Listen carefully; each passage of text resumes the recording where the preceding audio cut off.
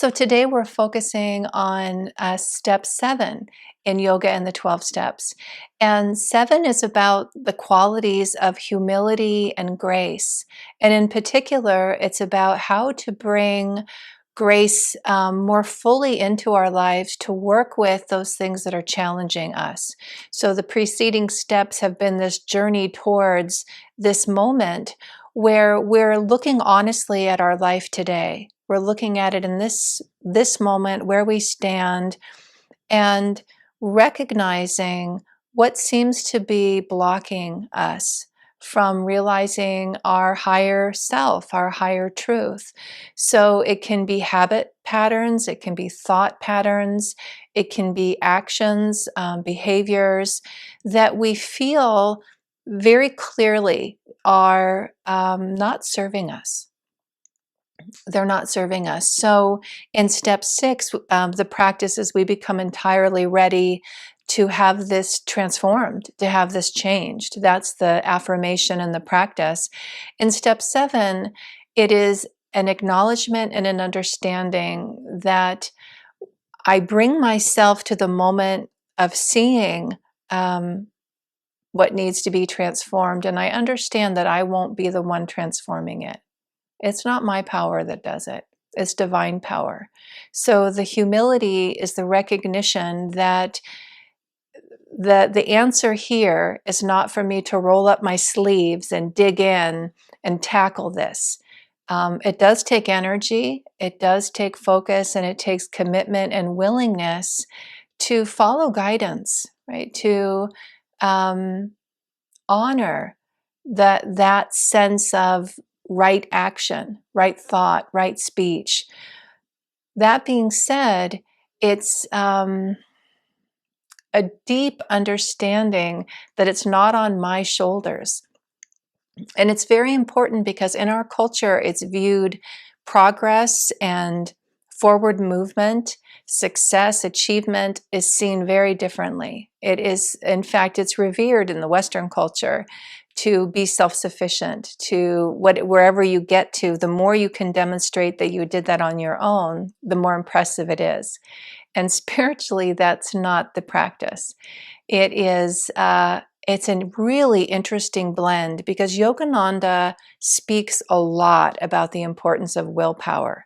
So he's very, very clear in the teachings that moving the path of self-realization is one of dynamic will, dynamic energy, dynamic commitment of the self, and toward receptivity of grace, toward receptivity of divine energy, toward receptivity of teachers, and ultimately in the practice of yoga and Ananda yoga, the receptivity of the masters.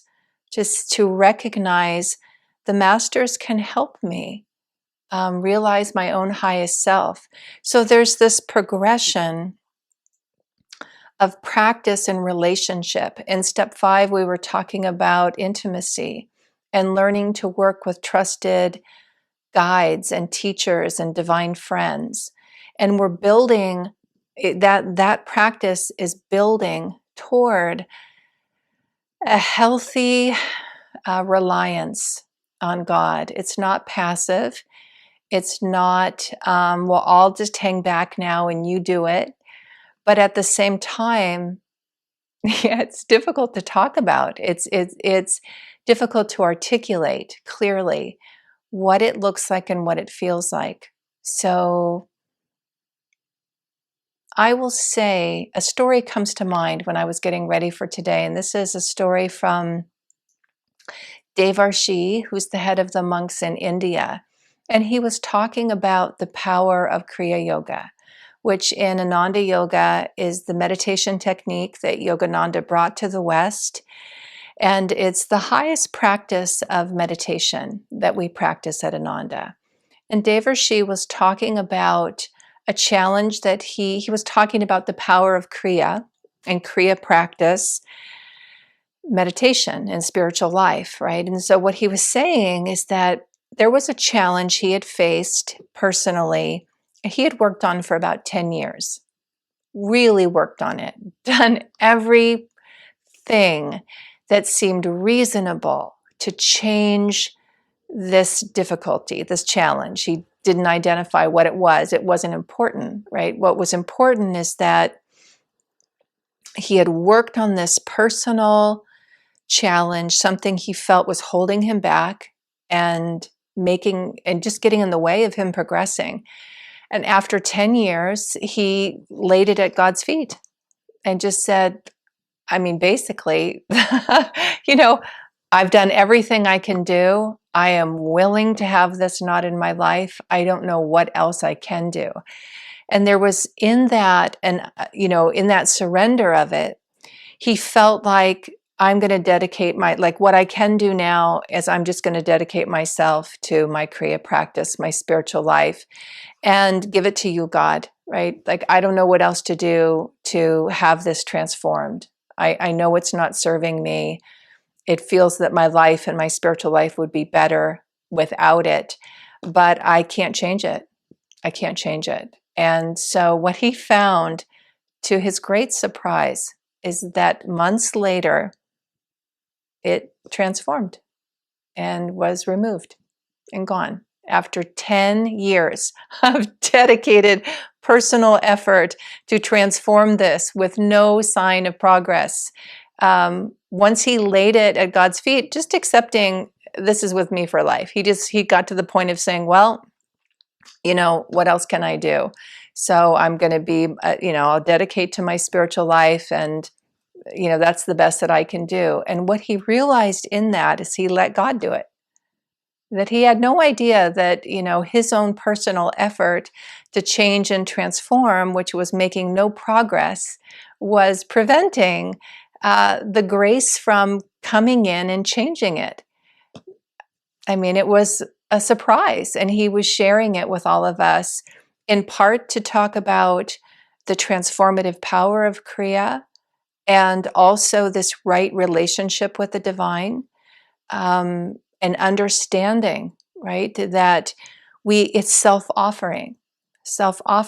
We keep coming to a place with dynamic will, dynamic energy, dynamic strength. And this is what I find in yogis at Ananda. All of these qualities, very dynamic, very strong. And in that strength, a dedication to offer themselves to God, to offer their life to divine grace, to offer themselves to correction with teachers if that's needed, for guidance. It's a beautiful blend of being very strong in the self. I think I've talked about this before, that Swami Kriyananda, when asked, what's the most beneficial yoga posture, said, standing on your own 2 feet. That posture that allows you to stand on your own 2 feet. So it's very interesting balance between this energy. Well, in yoga, we talk about it in masculine and feminine energy, which is not aligned with gender. I mean, it does tend to be that you can see more masculine energy with a male gender, but we don't look at it that way in yoga. Yoga, it is the quality of the sun, and an outward manifestation and a movement forward in a direction of strength and manifestation. It's kind of outward manifestation, where moon is receptive. Moon is which we associate, it's a feminine quality in yoga. We say that the moon is receptive and reflective, and the quality of listening. So it's very, very important when we're talking about a relationship with God to have that moon, to be able to receive, to welcome, to be guided. There's a famous story of a woman saint in India who was, I think it's called Nagi, and a Nagi Swami doesn't wear clothing, so I may not have the word exactly right, but she was a Nagi Swami, which was pretty, and this was, I don't know if it was the 1800s, it was a long time ago, where it was startling, right, to have this woman who didn't have any clothing. And she was, and so a man had challenged her about that. And she had said, aren't we, she was really holding a teaching in yoga that the divine principle of the masculine energy, that all of us before God are feminine. All of us are feminine. Because in the right practice and principle of yoga, we recognize with humility what we are aspiring toward: God realization, self-realization. And that cannot be my own effort alone to get there. That is not a sun. I need the sun energy to be dedicated to my practice, and I need the moon energy to receive grace to transform. So this, as we're practicing and looking at this principle of humility and grace, part of what it is to look within yourself and ask the question, is there anything that I'm trying too hard myself to change? And am I finding myself critical and judgmental because I can't do it? And am I kind of getting bogged in this place of, I've decided this is something that should be different. I've decided this is something that's not useful on my path. And then I'm either putting out a lot of energy to make it different myself and feeling like a failure when I can't. Yeah, so that's kind of like when I'm not practicing this principle. And what do I want to say about that? Well, I was talking with someone earlier today about the shame that can come up around this. And it's a reminder to me when that quality comes in that I've identified I'm taking too much on myself, right? This is what I wanted to say in terms of usefulness. So in the 12 steps, the 7th step prayer is this: my Creator, I am now willing for you to have all of me, good and bad. I pray that you remove from me every single defective character which stands in the way of my usefulness to you and my fellows. Grant me strength as I go out from here to do thy bidding. That prayer of remove from me every single defective character which stands in the way of my usefulness. If something isn't removed, perhaps it's useful. How do I know? How do I know? Right? The one thing I've really learned in service and teaching and supporting others is there are aspects of my life that if I could have edited them out and not have them part of my journey, I would have, but I couldn't. And often, many of those things that certainly seemed like, boy, it would have been better if that wasn't part of my life, have been very useful for other people. They've been very useful in teaching. God's been able to use that to help me connect with other people, to, in my journey of growing through that, I've had more that I can share because of it. So the things that I might decide are a problem, they might be, I don't know. I mean, that's part of step 7, is I give that to God. I've done my best. I've done a self-evaluation, the practice of introspection. I know the teachings. I look at my life and say, seems like I would be doing better if this wasn't there, whatever this is. And then God, you decide. You decide if that's true. You decide how it will be removed, when it will be removed. And my prayer is to be useful. My practice is to be willing. And that's what Devarsi was doing, right? He'd done everything he can. I'm sure there was, well, I can't say I can imagine there was great good in the willingness, in the effort to move forward. Yet he was really sharing with us that the understanding of it is grace that transforms us, it is grace that heals us, and those practices that align us with grace are the practices that we want to be giving our energy to. Those are the things that awaken us. Those are the things that are of the most importance for us in our journey. And that's really where step 7 and the practice of humility and grace comes in. So whenever I feel burdened, I recognize I'm carrying something, right? That the journey of what I would say, my experience of attunement, we've talked about attunement before, is it's not burdensome. It's not burdensome. So if I feel burdened, there's something off for me.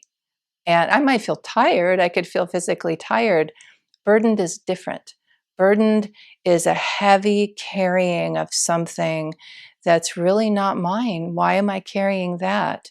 And yes, life does feel challenging at times. It does. The world we're in right now is full of so much going on. There's so much going on. So to be walking each day with a sense of lightness, with a sense of joy, with a sense of hope, these are divine qualities. This is divine grace, and humility is the pathway to receive it, right? Once a week, I take a day of seclusion. And in the day, Yogananda, one of his famous quotes is that seclusion is the price of greatness. And seclusion in the Ananda practice, we take time to be alone with God. And there's various ways that it looks like. Many go away for a period of time of seclusion for a week or longer. Once a year, it's recommended to try and take an extended period of seclusion. For what I have found in my life is that a day of seclusion once a week is very, very beneficial for me. And there's a couple of things that happen in that practice. Related to this topic, one of the most important things is it's a reminder for me that I am not running the show. I am not running the show of my own life. I'm not running, and what I really mean by that is I'm not responsible for it energetically. So literally, sometimes I'll just say to myself, with a smile, because I don't really think that I'm organizing the planets, but I will say it's nice to know that I can spend a day without thinking about all these other realities, and they manage to be okay. How is that? Because something greater is in charge. And that for me is a way of trusting God, of trusting the divine. Really, this as well, trusting timing. If there's something in my life that I feel like, wow, it sure seems like it would be better. Maybe it's diet. I was talking, I think, last week about someone. They really got to a point where they were ready to change their diet, but it took them a long time to get there. And it's easy before we're ready for that moment of yes, to feel like, well, it should be yes. And step 6 is I'm willing, I'm open. And 7 is you decide the timing. You decide the timing. There can be value in seeing something that's challenging and offering it up, and living in that place of not being in charge of it, which is not easy. It's not easy to not be in charge of those things. I'm reminded in this moment of a doctor who was a physician in the early time of the AIDS epidemic. And he worked with AIDS patients. And early in the epidemic, the death rate was just unbearably high, the mortality rate. They just didn't know what to do at all. And his work was constantly encountering a sense of not being able to save people. He couldn't save them. And at a certain point, he was so discouraged by it and really questioning the value of his work. And is this really what he's meant to be doing? I mean, all he's doing is, wasn't a small thing, but it felt small to him. Like, what am I doing? I'm just compassionately being with people as they die. And one night, he, at his practice, his spiritual practice, was for every patient who died at night, he would light a candle for them. And he was day after day after day, candles, candles, candles, lighting candles, and feeling like it wasn't enough. So, in a moment of deep prayer and conversation with the divine and deep soul questioning of the value of his work, he received the inner message and the inner understanding of the value of his work. That it was true he couldn't save these lives. It wasn't in his hands to do that. As a physician, he was limited. He was limited. As a human being and a physician, he encountered his limitation every day. And as hard as he tried to have it be different, he did not have the power to make it different. But what he was doing is with great compassion, with great sensitivity, with great kindness, he was serving these individuals. And many physicians were afraid to do that. And he was working with them and giving them the dignity that they deserved. That was no small thing. That was a very big thing. And not only that, he honored their life, every life he honored with a candle, with a moment of, I see you, you matter, your passing did not go unnoticed. And it was a great surprise to him that that was his work. That was his usefulness. He felt he got to see in that moment, right? So our prayer of step 7, remove from me that which gets in the way of my usefulness as a servant, as a channel for the divine. I mean, my goodness, makes a lot of sense that he would be saying, give me the power to keep these people from dying. Well, that would come. I don't know if he ever got to have that experience. I don't know. I just know this part of his story, that he understood there was a greater usefulness in what seemed like failure and what seemed wrong. And that's in many, many ways the highest practice of humility and grace that I don't know. I don't know. I don't know what's serving me, and I don't know what's serving others. What I do know is I want to be serviceful. That I know. So I can offer my life and say, well, this is what I see. And I see room for improvement, and I am willing to improve. And I'm going to ask you, Master, to make that decision.